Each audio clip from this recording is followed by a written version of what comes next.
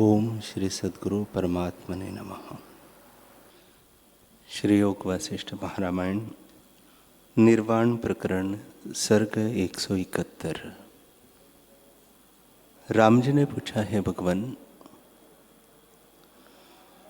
आपने जो केवल जागृत की उत्पत्ति अकारण अकर्म और बोध मात्र में कही है सो असंभव है।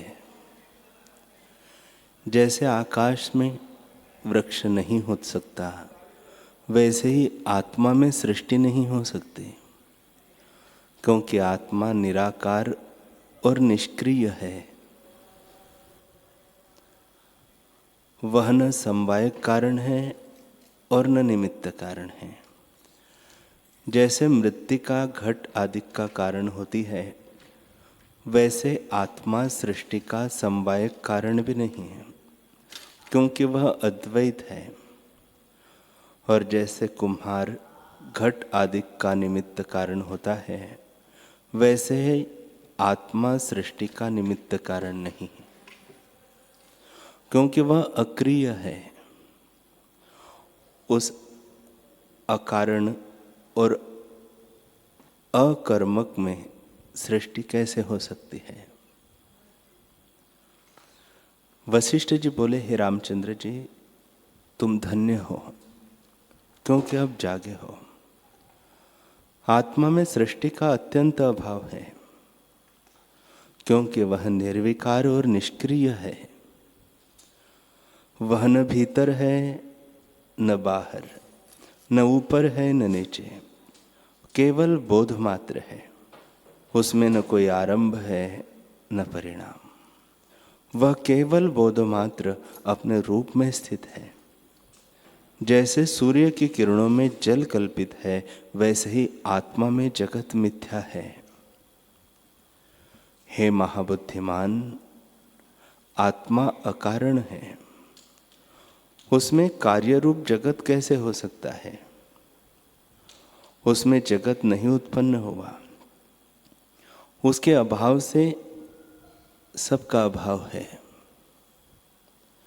न कुछ उपजा है, न किसी का आभास होता है। उपदेश और उसका अर्थ आरोपित है और कुछ है ही नहीं। आरोपित शब्द भी जिज्ञासु को जताने के निमित्त कहा है कुछ नहीं। आत्मा सदा अद्वैत रूप है। राम जी ने पूछा, है भगवान, जो आत्मा में सृष्टि है ही नहीं, तो पिंडाकार कैसे भासित होते हैं? उनको किसने रचा है? और मन, बुद्धि, इंद्रियों का भान क्यों होता है?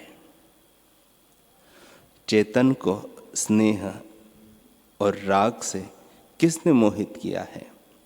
और आत्मा में आवरण कैसे होता है? यह आप समझा कर कहिए। श्री वशिष्ठ जी बोले, हे रामचंद्र जी, न कोई पिंड है, न किसी ने इनको बनाया है। न कोई भूत है, न किसी ने इनको मोहित किया है, और न किसी का आवरण किया है। भ्रांति से आवरण भासित होता है। जो आत्मा को आवरण होता, तो वह किसी प्रकार नष्ट भी होता, परंतु जब आवरण ही नहीं तो नष्ट कैसे हो? हे रामचंद्र जी, जिसको आवरण होता है, उसका स्वरूप एक अवस्था को त्याग कर दूसरी अवस्था को ग्रहण करता है, पर आत्मा तो सदा ज्ञान स्वरूप है। इसे अन्य अवस्था को कभी नहीं प्राप्त होता, सदा ज्यों का त्यों रहता है।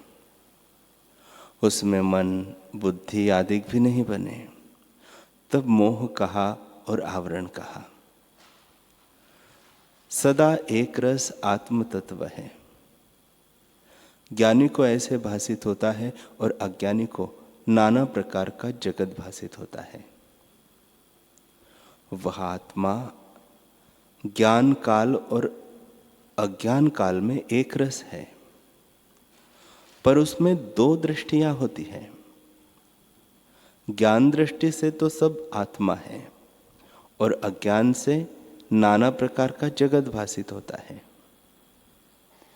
हे रामचंद्र जी, जैसे एक समुद्र से अनेक तरंगे और बुलबुले उठते और लीन होते हैं, पर उनका उत्पन्न होना और लीन होना जल में है।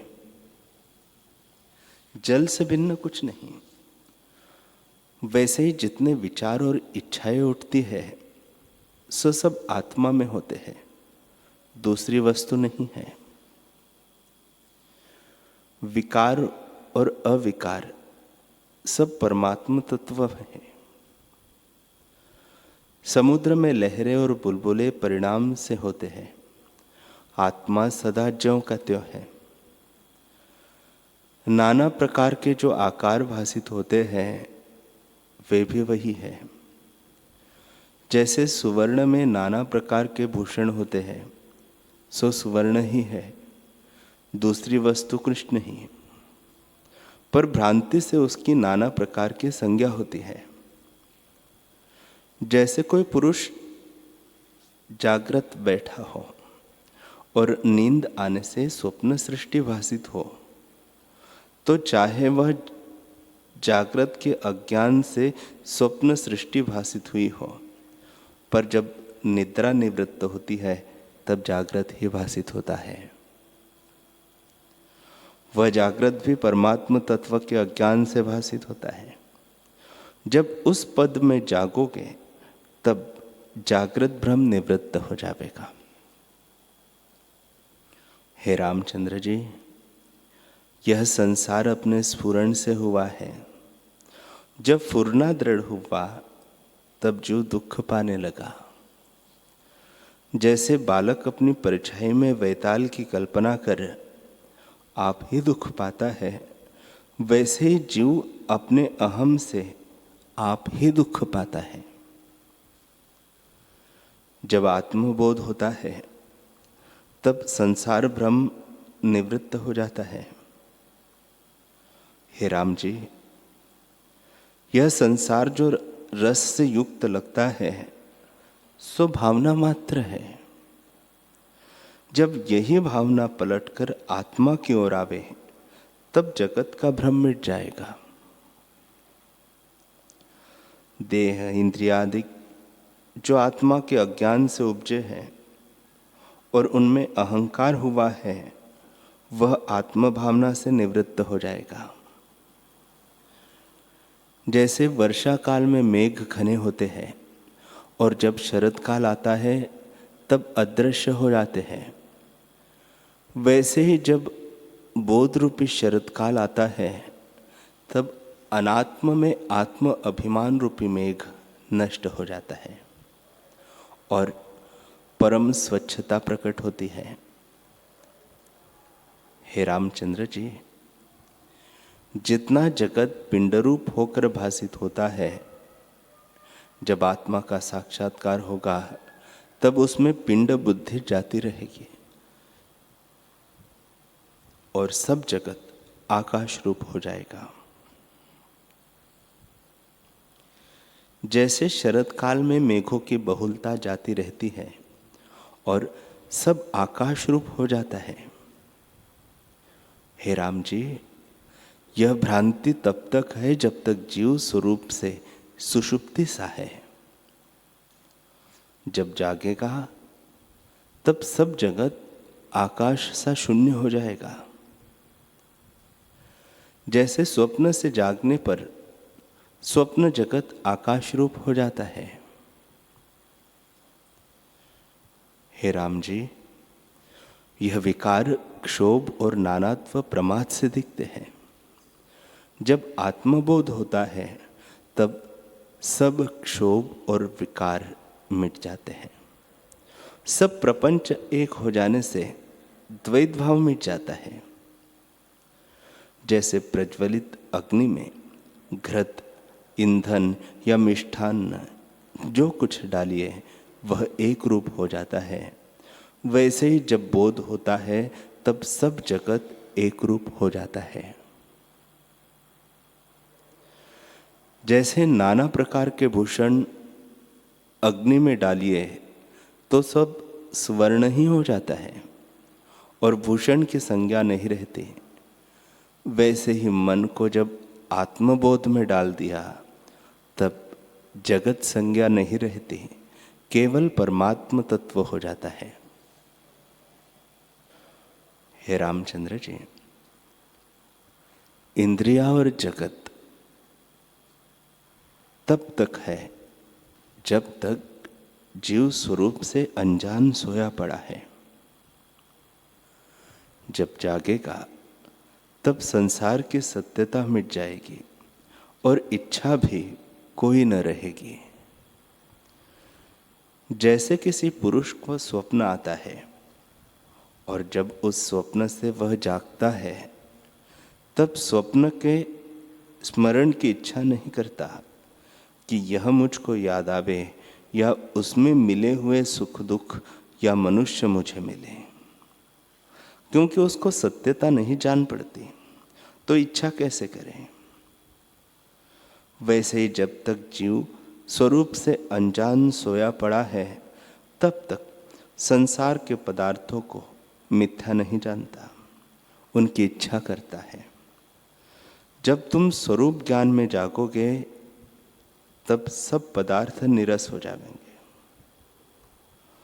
और जब ज्ञान से जगत को मिथ्या स्वप्नवत जानोगे तब उसकी चाह भी न करोगे। हे रामचंद्र जी, जीवन मुक्त की सब चेष्टाएं देखी जाती हैं, परंतु वह जगत को सत्य नहीं मानता, क्योंकि उसको आत्मानुभव हुआ है। जैसे सूर्य की किरणों में जल देख पड़ता है, पर जिसने सूर्य की किरणों को जान लिया है उसको जल नहीं प्रतीत होता, किरणें ही दिखती हैं। पर जिसने किरणें नहीं जानी उसको जल का भ्रम होता है। दृष्टि दोनों की तुल्य है, परंतु ज्ञानवान के निश्चय में जगत जल के समान नहीं और अज्ञानी को जगत जल सा दृढ़ जान पड़ता है। हे रामचंद्र जी, मन रूपी दीपक प्रज्वलित है, उसमें ज्ञान रूपी जल डालिए तो बुझ जाएगा। जब मन का निर्वाण होगा तब उस पद को प्राप्त होंगे जहाँ जगत और अहंकार का अभाव है। वह न शून्य है न अशून्य, न केवल है न अकेवल, उसका उदय अस्त भी नहीं है। जो पुरुष ऐसे पद को प्राप्त हुआ है वह कृत्य होकर राग द्वेष से रहित परम शांत पद को प्राप्त होता है। उसका अहंकार मिट जाता है, वह केवल निर्वाच्य पद को प्राप्त होता है जहाँ कोई उत्थान नहीं। हे राम जी, आत्मा में जगत के पदार्थ कोई नहीं है, मन के संकल्प से भासित होते हैं। जैसे खंभे में चितेरा कल्पना करता है कि इतनी पुतलियां इस खंभे में है, सो वे उसके निश्चय में है। खंभे में पुतलियों का अभाव है, वैसे ही मन के निश्चय में जगत है, आत्मा में कुछ नहीं बना। जिस पुरुष का मन सूक्ष्म हो गया है उसको जगत स्वप्न सा जान पड़ता है। जब उसने इसे स्वप्न जाना तब वह इच्छा और त्याग किसका करे। हे रामचंद्र जी, जगत की तब तक प्रतीति है जब तक स्वरूप का साक्षात्कार नहीं हुआ। जब आत्मानुभव होगा तब जगत रस से युक्त कभी न भासित होगा। जैसे धूप छाया इकट्ठी नहीं होती, वैसे ही ज्ञान और जगत इकट्ठे नहीं होते। आत्मज्ञान होने पर जगत का अभाव हो जाता है।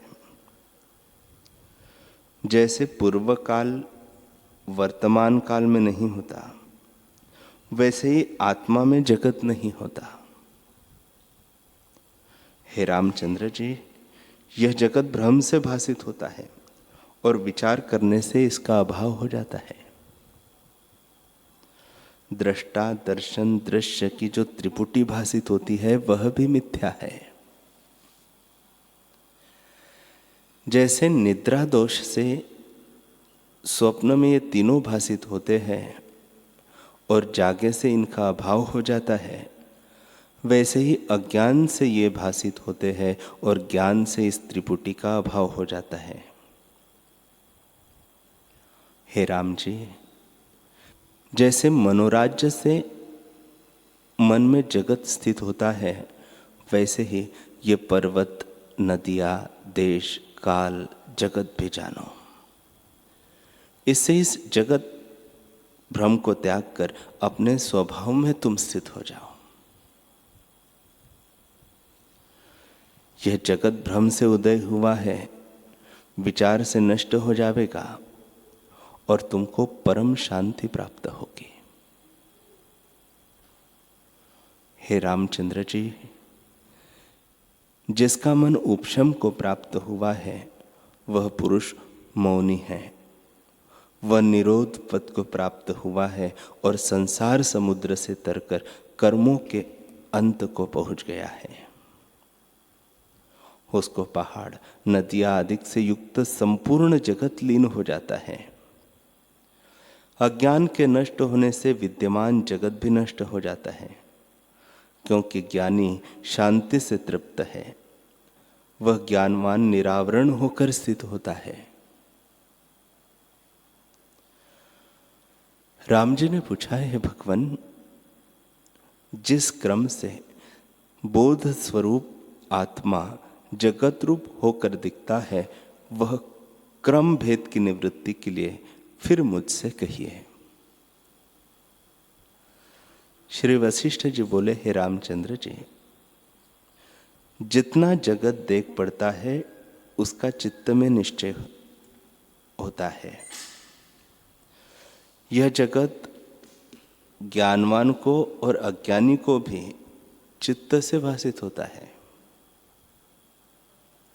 परंतु इतना भेद है कि अज्ञानी जगत को सत्य मानता है और ज्ञानवान शास्त्र युक्ति से देखकर पूर्वापार अर्थ के विचार से भ्रांति मात्र जानता है। यह जगत जिस अविद्या से है वह अविद्या भी कुछ वस्तु नहीं।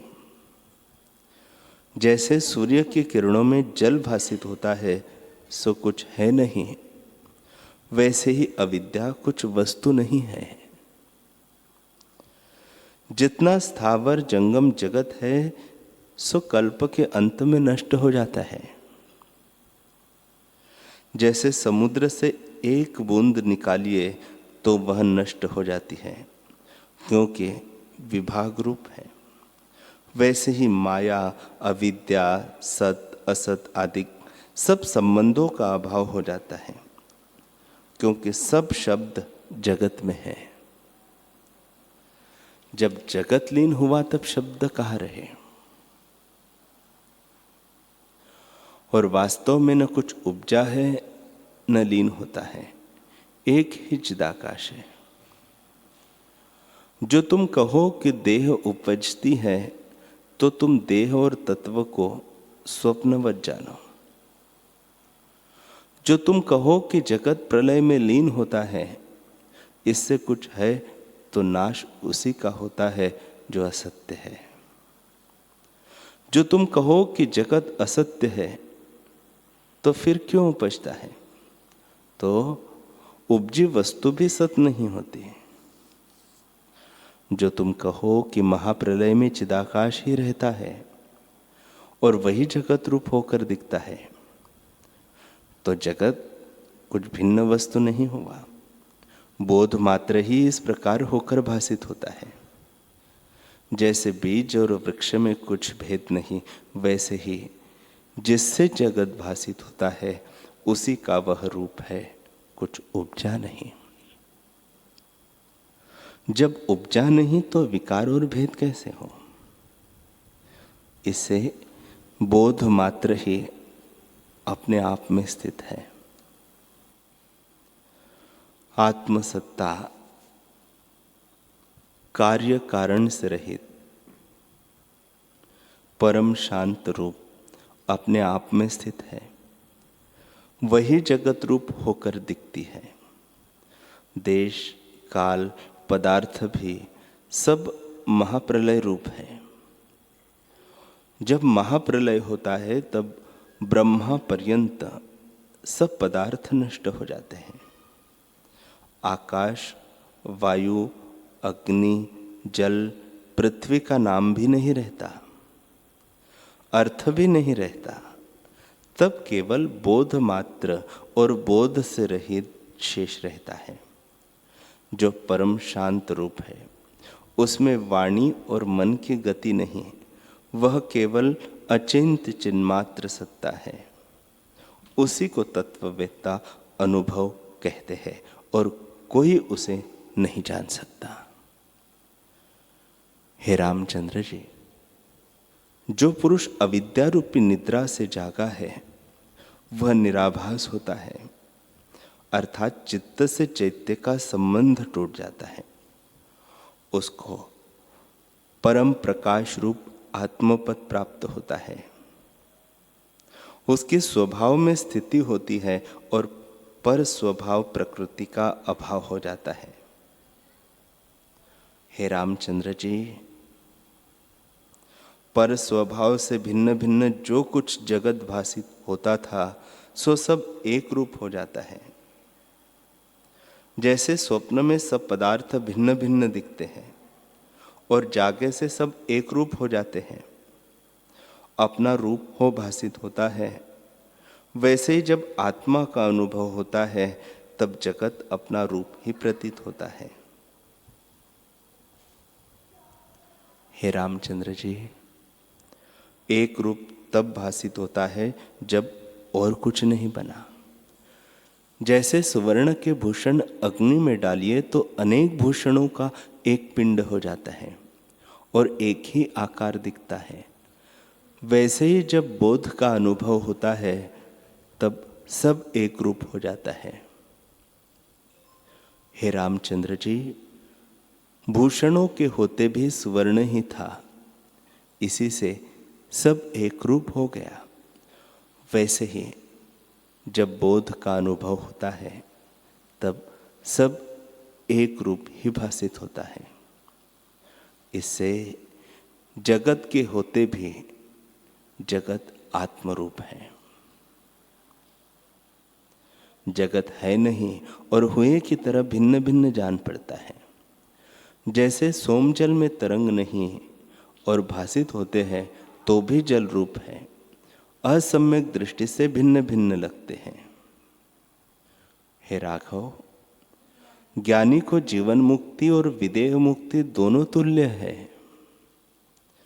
जैसे भूषण के होते भी सुवर्ण है और भूषण के अभाव में भी सुवर्ण है, वैसे ही ज्ञानवान को देह के होते भी ब्रह्म है और देह के अभाव हुए भी ब्रह्म है। जो अज्ञानी है उसको नाना प्रकार का जगत फुरता है। अज्ञानी वही है जिसको मन का संबंध है।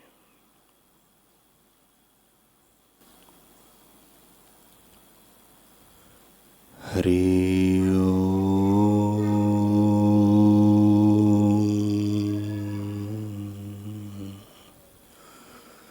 हरि ओम।